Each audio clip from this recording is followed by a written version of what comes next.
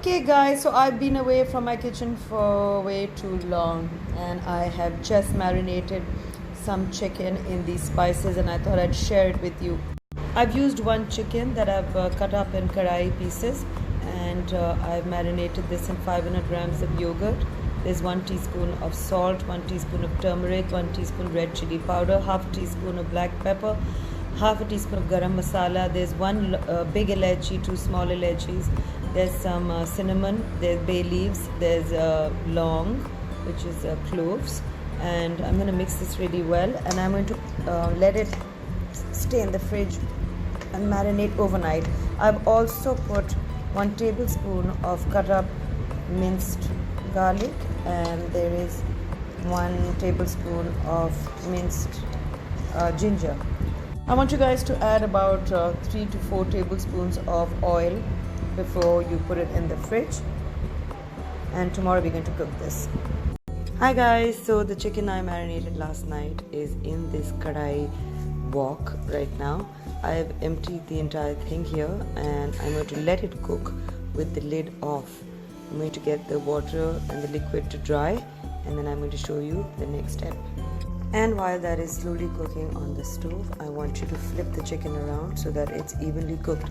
Keep in mind guys that the yogurt that I added last night is a kind of a softening agent. I feel that when you marinate chicken in yogurt overnight, it really softens the chicken, and this one is going to be a juicy chicken dahi curry.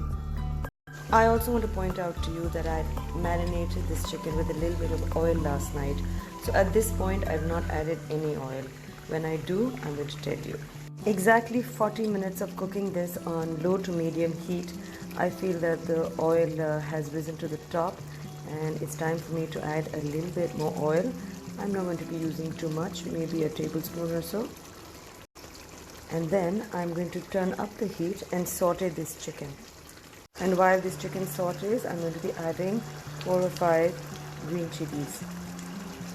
I've sauteed that pretty well and I have about 1.5 onion here that I've sliced and I've made some onion rings. I'm going to add that to this. And here I have about 4 to 5 tablespoons of milk. I've added a pinch of saffron to that. I shall be pouring that into the mixture.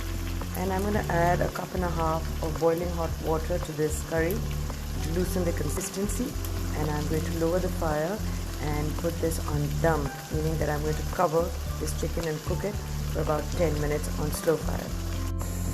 And this chicken is nearly done. There's a bit of water and gravy in that. If you want at this point you can dry it, but we kind of like chicken and yogurt to be a little liquidy and curry like. So this is it guys. Right at the end you can add a little bit of coriander and garnish it with some more green chilies if you like.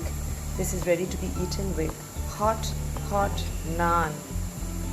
I've been wanting to make potatoes with coriander for a very long time, so I think today is going to be the day.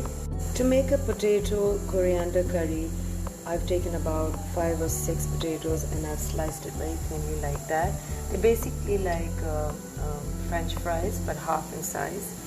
I've got a pot here and I've added about 2 to 3 tablespoons of vegetable oil to that, and I'm going to fry about 1 sliced onion. Then I shall be adding 1 teaspoon mixed ginger garlic. There's 4 balls of red dried chilies.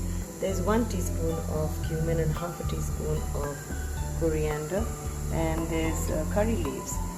Here I have about 2 tablespoons of tomato paste, and that's a handful of chopped and washed coriander. We start off with frying the onions and then adding the ginger, garlic, curry leaves. In this potato curry, I don't really need to let the onions brown too much. So I've added the rest of the ingredients and I'm going to stir this well. The curry leaves are smelling so good. At this point I'm going to add 1 teaspoon salt, half a teaspoon of turmeric powder and 3/4 of a teaspoon of red chili powder. Saute that for like 30 to 40 seconds and then splash some water to get rid of the masala smell.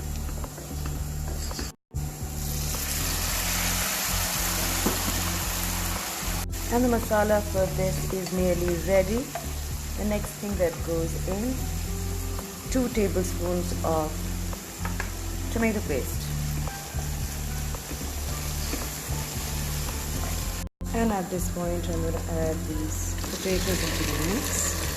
Give it a good stir, coat it really well in the masala, and then add a little bit of water and cook it on low fire. And that's what it looks like. Just add about a cup of water and cover it and cook it on low fire. Okay, let's see if the potatoes are ready. It's been about 12-15 minutes.